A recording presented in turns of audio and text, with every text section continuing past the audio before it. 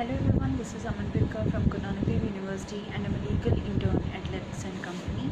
So the purpose of today's video is basically to get to know about the husband's right to claim maintenance from his wife. So let's start with the topic now. So first of all, it comes under section 24 of Hindu Marriage Act 1955, which provides for maintenance, pendant light and expenses of the proceeding. States that where it appears to the court that either the wife or the husband, as the case may be, has no independent income sufficient for her or his support and the necessary expenses of the proceeding, it may, on the application of the wife or the husband, order the respondent to pay to the petitioner the expenses of proceeding and monthly during the proceeding such sum as having regard to the petitioner's own income and the income of the respondent. So the other one comes section 25 of Hindu Marriage Act 1955. It also provides for the permanent alimony and maintenance.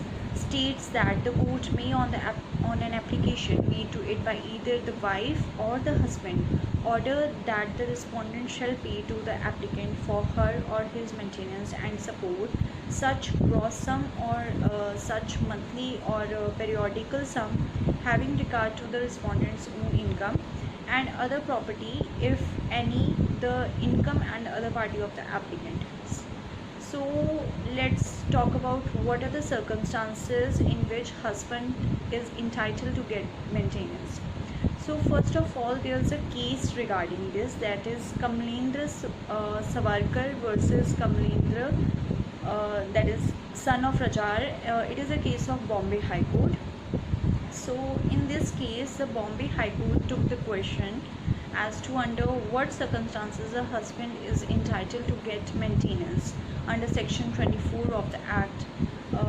In the case, it was held that since the wife is in employment and the husband cannot make himself wholly dependent on her income through a device under section 24 of the act, in the absence of any handicap or impediment to earn, to grant maintenance to such able-bodied person equipped with skill would promote idleness. So which is very much opposed to the spirit of section 24 of the act. So we can say that an agreement cannot prevent granting of the maintenance also. The other thing is that a mere agreement between parties cannot prevent the court from exercising its jurisdiction. In a mutual consent divorce under section 13b of the act, if the party agrees not to claim alimony or we can say maintenance, the court can still grant maintenance to that very person. So the amount of maintenance and the decision to grant it is purely the discretion of the court, and the decision will be made according to the facts and circumstances of each case.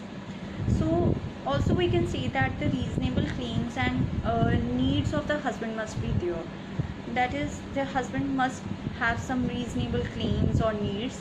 The claims of the husband must be as reasonable and it must cover the standard necessities in their lives. If it is found that the claims and needs of the husband are not appropriate, the court shall not entertain such claims. So the other important aspect of this is that wife should be capable enough to earn and she should not be herself dependent on some other person. Moreover, quantum of maintenance depends on case to case. Further, we can see that there are certain conditions that let down that are needed to be fulfilled by the husband in order to claim his right to maintenance. He can claim maintenance only when he is in dire need of it and he proves his inability to earn. A capable person remaining idle cannot claim his right. As stated above, the burden of proof lies upon the husband. The husband will have to satisfy the court that he cannot earn and support his livelihood either due to some physical or mental disability or we can say some other reason, and thus he is entitled to get maintenance from his wife. so the burden of proof lies on him. The other thing is that in the case of Rani Sethi versus Sunil Sethi 179 2011, the court made the following observations, that is, the purpose of section 24 of Hindu Marriage Act is to provide support to the spouse who has no independent income source and is incapable of earning and maintaining himself or herself. The term support was explained in this in a very broader sense. In the wider sense, if the other spouse has no independent source of income, he or she will be entitled to maintenance so that he or she can live with the same status as they were enjoying before this.